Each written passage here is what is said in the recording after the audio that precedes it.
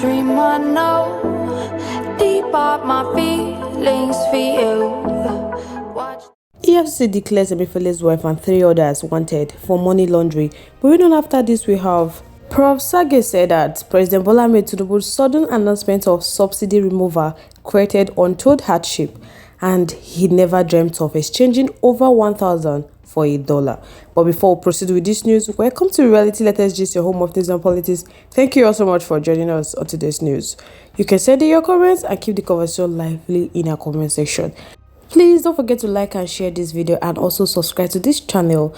To all our amazing subscribers, thank you all so much for joining us. To all our viewers out there, feel relaxed, enjoy, and stay connected.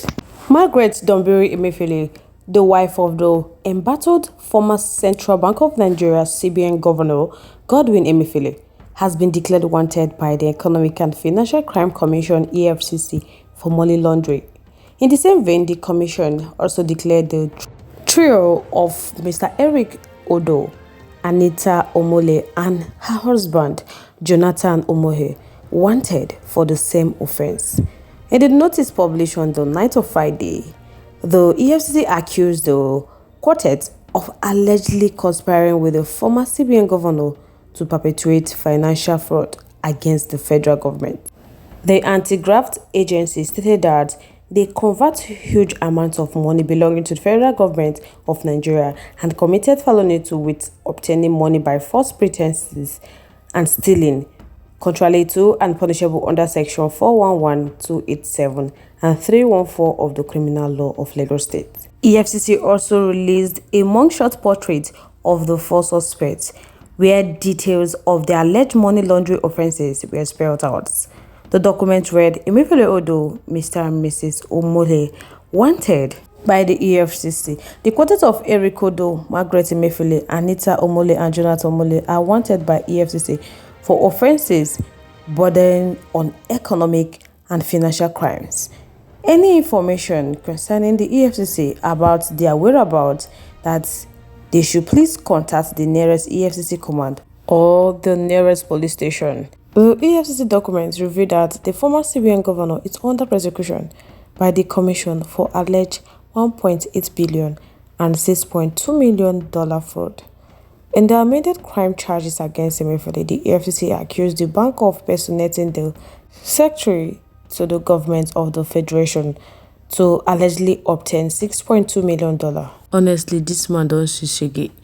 They want to destroy this man's entire life. At this point, they need to, declare those who gave him the order wanted, including the promise and failed leaders, should not be exempted. Every one of them is guilty.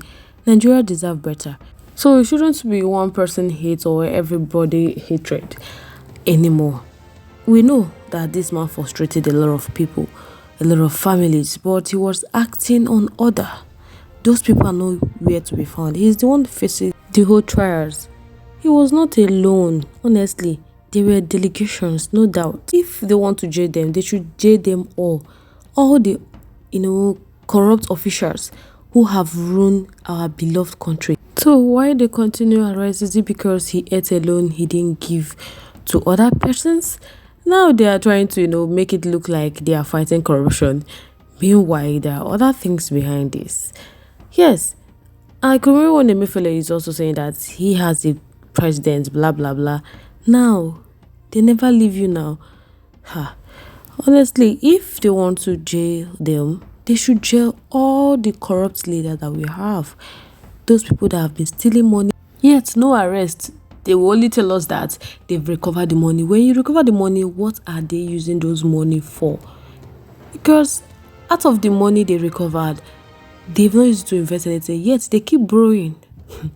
So guys, let me know your thoughts, your contributions, opinions in the comment section. We'd love to hear from you. Moving on to the next one. The former advisor to President Muhammad Buhari, Prof. Sage, said that sudden removal of subsidy by President Bola Ahmed Tinubu created untold hardship in Nigeria. Appearing on Channel TV on February 9, Sage said President Bola Ahmed Tinubu should have waited for 6 months after his inauguration before removing the fuel subsidy. The chairman of the Presidential Advisory Committee Against Corruption said petrol is critical to our lives. The cost of living is going up, and basic living is now expensive. So he thought we might have gone on for another 6 months, and as internal production was coming up, then the subsidy can be removed. He said the immediacy and the sudden manner of the decision to remove petrol subsidy has created an immediate level of hardship which is almost becoming unbearable. That is not in full agreement with the way and order some of the things are being done now. On the issue of petrol, that he would have been happier if the government had been patient to allow internal production to commence before removing the subsidy.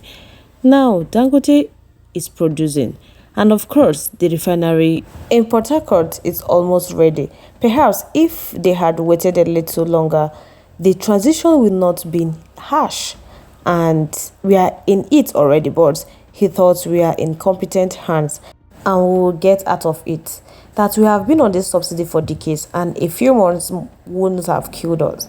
That as we can see the difference in lifestyle now, that things are very harsh. What is killing our country is tribalism and religion. Sage, that was the propaganda machine of President Muhammad Buhari, is more shocked than we are.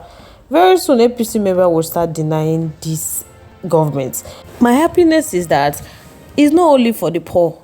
It's not only the poor that is feeling this heat of the economy. It touched everybody. All of a sudden, hardship 1 kilo now. So all this why under President Muhammad Buhari things were better, everybody is feeling it, and that is why it's interesting. It might be the same APC thing. So all na APC, it is a government of continuity. I know they see the regime go favor you and your family again. Remove subsidy on petroleum education. What did they do with the money they realized? Absolutely nothing. So President Bola Ahmed Tinubu made a costly and careless statement on his first day, and it's still affecting us. Before, the suffering was for the masses, but right now, they touch everybody. That is why it's sweet. Harry was enriching the rich. Now, all of them, they feel them. This country no balance at all. Nigerians are not yet ready for revolution. Tribalism and religion is still dealing with us. That is the truth. All they have to do is just to join hands together and focus on the solution now that the subsidy has been removed. So guys, let me know your thoughts, your contributions, and in the comment section. I would love to hear from you.